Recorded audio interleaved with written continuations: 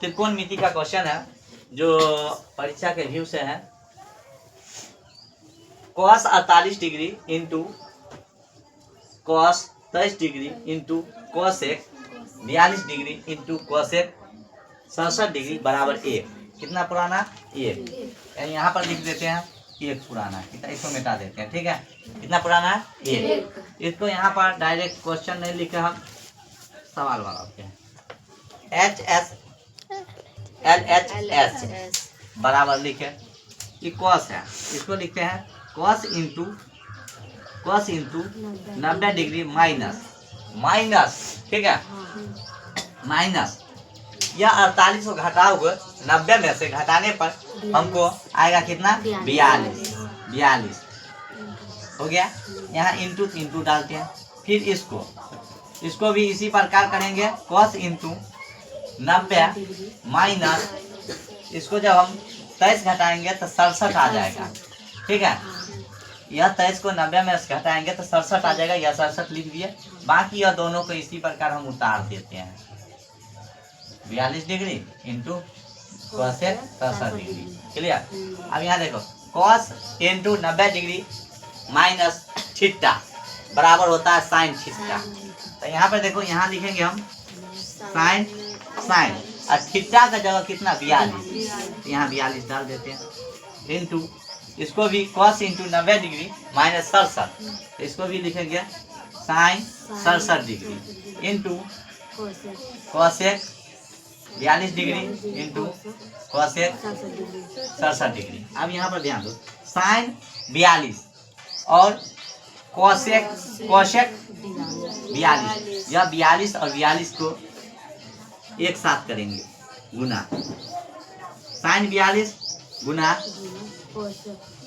Cosec 42 into, यह भी into है, sine 67 into cosec 67, sine 42 into cosec 42 एक होता है, गुना साइन 67 और कॉसेक 67 एक होगा, और इसको गुना करेंगे कितना? 1। यानी हमको प्राप्त हो गया RHS, है ना। यहाँ अतः LHS बराबर RHS, ठीक है, प्रूव। यही आंसर हो जाएगा।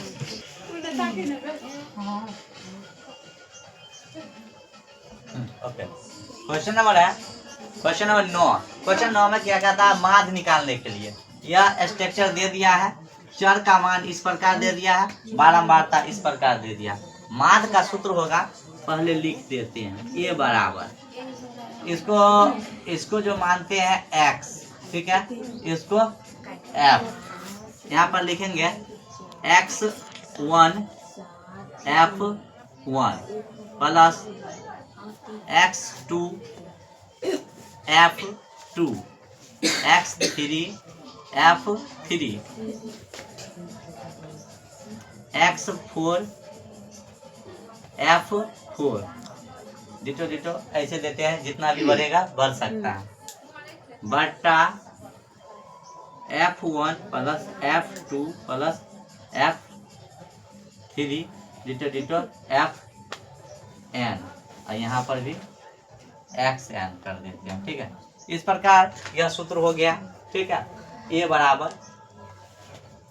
x1 f1 करके।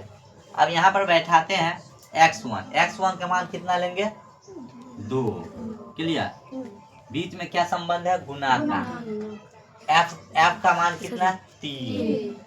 3 प्लस फिर 4 गुने 4 प्लस 3 गुने 2 प्लस 7 गुने 4 प्लस 8 गुने 6 हो गया। अब यहाँ पर जो है कुल जो f का मान होगा 3 4 2 4 6 हो गया, क्लियर। अब इसको हम गुना करेंगे ऊपर का भाग को, 3 दूना 6 3 दूना 6 प्लस 4 चौका प्लस तीन दूना 6 प्लस 7 चौक 28 प्लस 8 छक 48 बट्टा इस सब को जोड़ते हैं 6 4 10 10 2 12 12 4 16 और 16 3 19 हो जाएगा। अब इस सब को जोड़ते हैं तो जोड़ने के बाद कितना आया था 104 बट्टा 19 कटेगा भाग लगेगा तो भाग दे देते हैं 104 में कितना से 19 से 19 5 95 5 मरतबे 5 नहीं घटेगा एक नहीं 5 14 14 में से 9 9 कट जाएगा भागने लगा यहाँ पॉइंट डालते हैं ठीक है और यहाँ 0